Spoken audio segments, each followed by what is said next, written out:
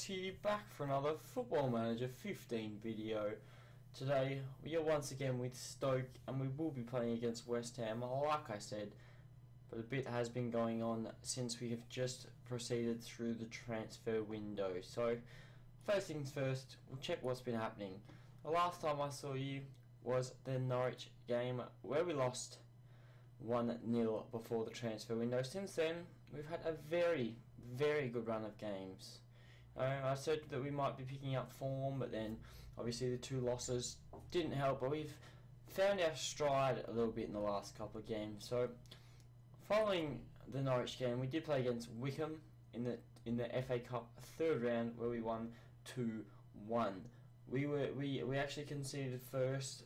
Marcus Bean did give away a penalty and got sent off, so Ivan Shitz scoring both the goals there. We then played Manchester City where we had a 0-0 draw at the Etihad Stadium. Can't complain about that, you know. Ryan Shawcross picking up a 9 rating, showing he was incredible on the day. We then played against Sunderland away from home where we drew 2-2. Graham Dorrans and Jermaine Lens, scoring the first 2 goals before we made a 2-goal comeback. Jeff Cameron and Andre Ivanchitz scoring yet again. Another decent performance. Eric Peters and Bojan having poor games though. We then followed that up with a 4-1 win against Reading. Juan, you'll soon learn about Juan. Scored in the 6th minute, and Sue scored in the 10th. Juan scored again in the 18th. Marvo scoring, and Paul McShane rounding off with an own goal.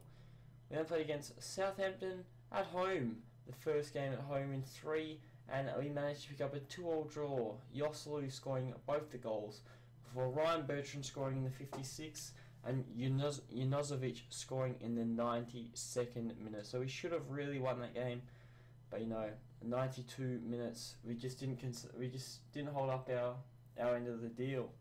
After that, we played against Manchester City in the FA Cup 4th round where we drew them yet again.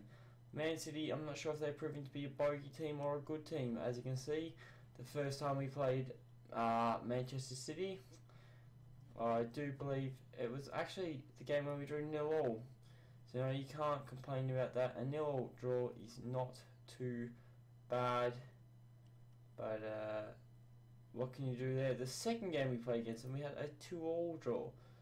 Once again, not a bad result. I can't complain about that at all. And then following that, you know, we do have to play them in the FA Cup 4th round replay because of our draw, and then we do have to play them in the league as well. So you know, Manchester City, not the worst team, but a decent team. You know, we've had a decent history against them last season. I do believe we beat them 4-1 at one stage, if my memory recalls it. Does it? It does. As you see, 4-1. So not too bad. And then following that result, we did just recently beat Watford 3-0 away from home.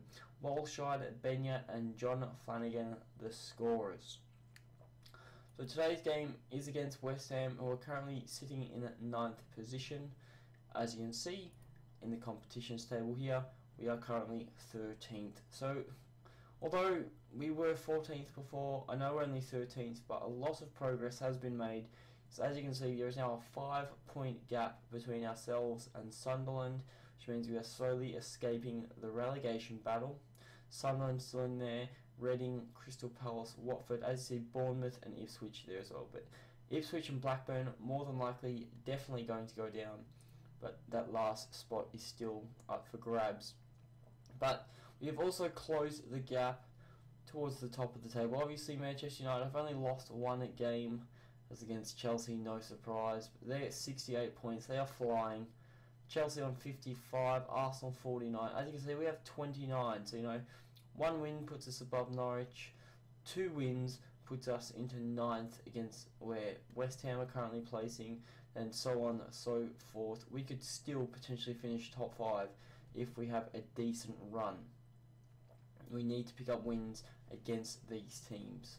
These teams as well, obviously. The top 4, I'm not expecting too much. But transfers, a bit has happened in the window as well. I tried to get Danny Ings on loan, it didn't work out. You know, they want Diouf, he wants to go, just couldn't figure out a deal there. But we have made some transfers. So on the right hand side of the screen, you'll see we did lose 2 players. The first one we sold was Stephen Ireland. You know, he didn't want to play for us anymore, so I decided, you know, we'll get rid of him. He went to Charlton. We do have to pay, I think it's 10 grand a week or something until his contract would have expired. But I'm happy to do it because we need to get him out of the club. We also put Jacob Howgard out to QPR for 275k. Some future transfer clauses as well, but you know, I know Shay Given is retiring, but we do have Jack Butland, who is exceptional. We also have another player who I have brought in, but he won't be coming until the next part of the season. So he won't be coming in until January, which I'll go into future transfers. As you can see here, Lovre Kalinic will be coming in. We've brought him in from Hajduk Split in Croatia. As you can see, he was only on £250 a week. This guy is a very good keeper. To get him on a free, I am more than happy. So that's a good player there for next season and a bit of depth. But here we go. This is what we've done in this transfer window. Obviously, you know about Jorge. He was in the last window. I have brought in 2 players. João Salgado from Atletico Mineiro for 1.1 million. As you see, this guy's only 18 years old. Once again, a big prospect for the future. I'm hoping he can become good. His reports state he can be a very good player. And Juan came from Real Betis B. There were 9 clubs in for Juan. We had Real Madrid, Liverpool, Roma, Juventus were in there, Barcelona were in there. We had 9 top clubs looking at Juan. Why did he come to us? Because I decided I'd give him a load of money to come to us. He's getting paid 20 grand a week, which I thought was a bit too much, but I needed to win him over the other clubs. The other clubs were only offering about 5 grand. You know, I had to give him an offer to make him come to Stoke. Obviously, the 2.7 million fee was accepted, but this is Juan. At 17 years old, he's got 16 finishing, 12 work rate, 13 determination. Physically, he's decent, but reports this guy has got a very good potential ability. I know he's not the best striker at the moment, but you know, I had to get him in. You say it could be a waste of the wage budget, but we have plenty of wage budget sitting there. There's no clauses on this guy whatsoever. As you see, his contract is literally 20 grand a week with a loyalty bonus. So there's no appearance fee, no goal fee, no nothing. I just gave him a 20 flat, and that is it. He accepted it. Only valued at 1.5 million. This guy could potentially be a very, very good player. And if you check his history, not the best turnover, but for us, in the 3 appearances he has made, 2 goals, a player of the match, 8.9 average rating. This guy could be exceptional. But let's do this. Let's push on to the West Ham game. Fitness is lacking. We've got 4 games in 8 days. So things aren't looking good, but I think this is the lineup we're going to have to start with today. Obviously, Juan coming back from injury, I don't necessarily want to play him. Fede is still out injured, which is not good for us. But this is how I want to start. Salgado and Jorge on the bench. Need those guys to come on in the later half of the game. So this is how we start up. This is a preferred team at the moment. Doing very well. Dimitri Payet is out for West Ham, so that is a bonus for us. But as you can see, Joselu leading the line, Afellay on the left, Mahrez finding some form on the right, Ivanschitz playing the centre attacking mid role, Cameron and Benyat in the middle, Muniesa, Shawcross, Walshide, Flanagan and Butland with a decent bench as well. Things have been going good for us. Let's see if the live com will do any better, because we know we haven't really done well in a live com for a while, probably since the Manchester City game last season. It's probably the best result we've had, but now we should be beating West Ham, especially since they have no Payet. You know, they have no provider today. We should be able to get a result here. Shawcross and Butland should not be playing around with it at the back like that unless it makes a move for us. Here's Cameron, finds Ivanschitz, very good this season. I knew it was going to be a risk bringing him in, but the risk has paid off. Now Cameron to Ivan shoots, hits the post. Afellay has missed an open goal.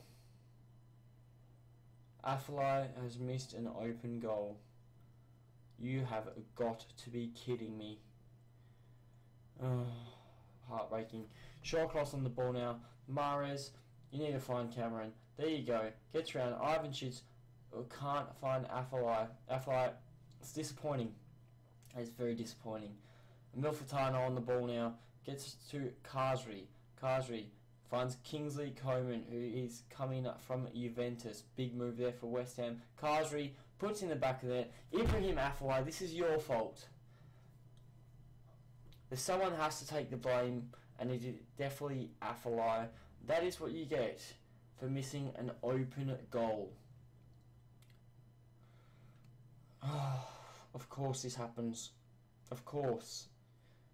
It always happens. Afellay, I'm ashamed. Cresswell on the ball. Ball in. Kingsley Coman. Ivan Shits with the clearance. Very lucky there to keep that out. We should be doing better than this. It should be 1-1 as well.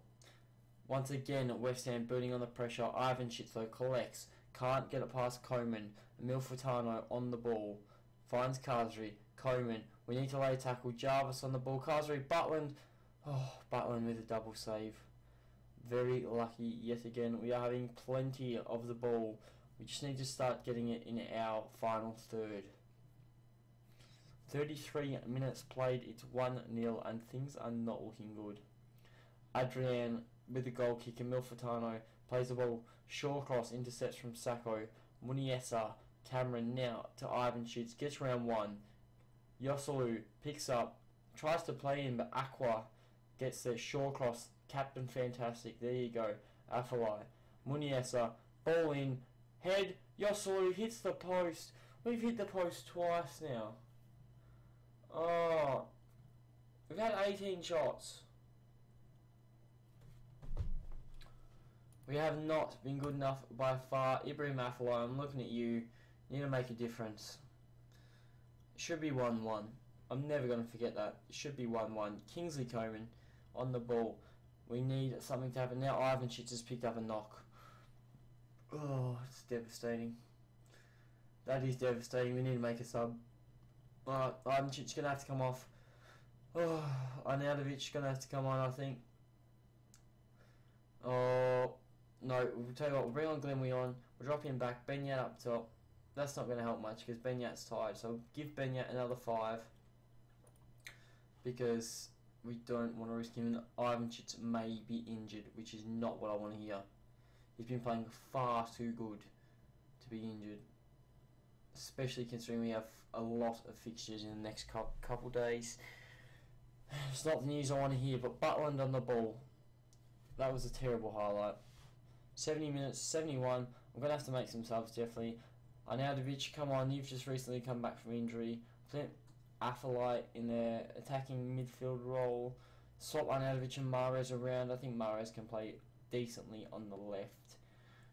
And I'm going to do it. Jorge is going to come on for Walshide. And that'll be the 3 subs made for the day. We need to give these youth guys a bit of first team football to help develop them. No better way than doing it in the Premier League. Especially considering we're losing thanks to Afellay. That's right, Afellay, I'm looking at you. 90 minutes played, 92. We're not going to score a goal. It's going to be the final highlight, and we are going to disappointingly lose to West Ham, which is a game we really should have at least drawn, and a game we really needed to win to keep our European dreams alive. And now Mark Muniesa has picked himself up a foul. They're on the free kick. It's going to go over, or they're just going to blow the whistle before he even kicks it, as FM does. Marky Noble doesn't even get to kick the ball, and it's a 1-0 loss to us. And what else can you do except be disappointed with Ibrahim Afellay? That's right, Afellay. I'm never going to forget this day. But Man City drawing with Swansea. Let's see Man City struggling for Europe. You know, Man City slowly dropping out of the top 4. We need to work on this. We need to be taking a higher position on the table because now We're still left in 13th, but the gap with Norwich is still there. If we had have won, we could have pushed up higher. West Ham have picked up the 3 points. That closes the gap for them for Europe, which is not what I want to be seeing. The next time I see you, it will be quite a while away. A lot of tough fixtures in the next 4 games. Manchester United, Liverpool, City in the Cup, and Tottenham. We do have the Ipswich game to look forward to, but I will join you next month. Newcastle in 11th, they could be the potential team to play, considering they're about our position. I would give you Blackburn, but there's no point. So Newcastle could potentially be the game. But my name has been Chivos. Leave a like if you've enjoyed the video. Subscribe to the channel if you're new. And don't forget, I'll catch you guys on another Football Manager video.